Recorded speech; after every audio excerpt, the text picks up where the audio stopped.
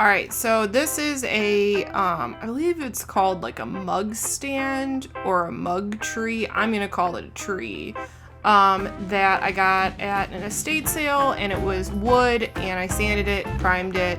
So this is it in all of its primed glory. What I want to use it for in my studio is, as you can see, is to hold like scissors, and the lower racks I ended up using to hold like tape and stuff.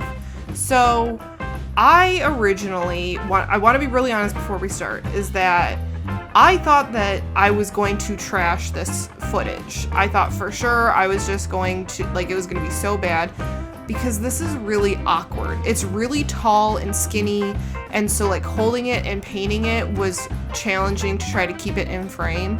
So as we go through this, if there are parts where it's out of frame, I want to just apologize, because I did the best I could, and it was either see some of it or just trash it and not show any of it. So I went with show some of it and just hope for the best.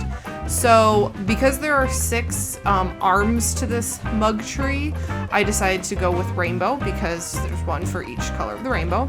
And I did one coat, and then while it was drying, I decided to do black in the middle, because that way it let me be as messy as I wanted when painting the arms, that I could go back and cover up anything that I might have gotten on the main stand of it with black, because black is really, really forgiving and lets you cover up your mistakes.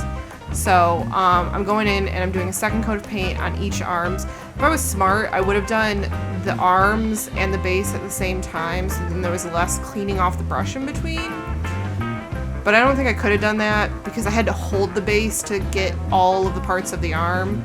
So honestly, probably doing it the way I did it was probably the best that I could have done. My original plan for this is I wanted to do rainbows, but I wanted it to look like paint dripping down or something, but decided that that would probably be really, really hard to do. So I opted to do something like this, which is a little bit more simplistic. You know, thinking on it now, it also probably would have been really cool to hydro dip it after it was painted white, but that would require a lot of spray paint. So, you know what?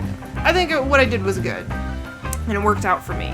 So I decided I was trying to debate how to do the base, if I was going to do like a ring, like each ring of the rainbow, like heading from the center out.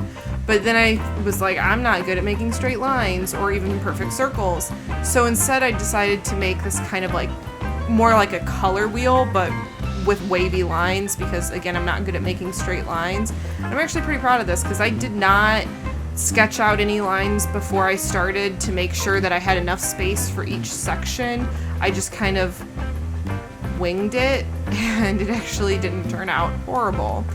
I do wish that it had been more solid, because in the final picture you can see that it's still like got like some brush strokes on the base, and I did like 2 or 3 coats. I mean, I did a lot of coats, more than what I think I recorded, and still I couldn't quite get the effect I wanted. But I ultimately was like, you know what, this looks good too. It makes it look more like custom painted and homemade and stuff. And also the other cool thing is I can always repaint it if I decide I don't like it anymore, or maybe I can find another one at a thrift store or something. You know what I realized is on camera, the purple and the blue look real similar, but they're actually not. They're actually, in person, they look a lot different.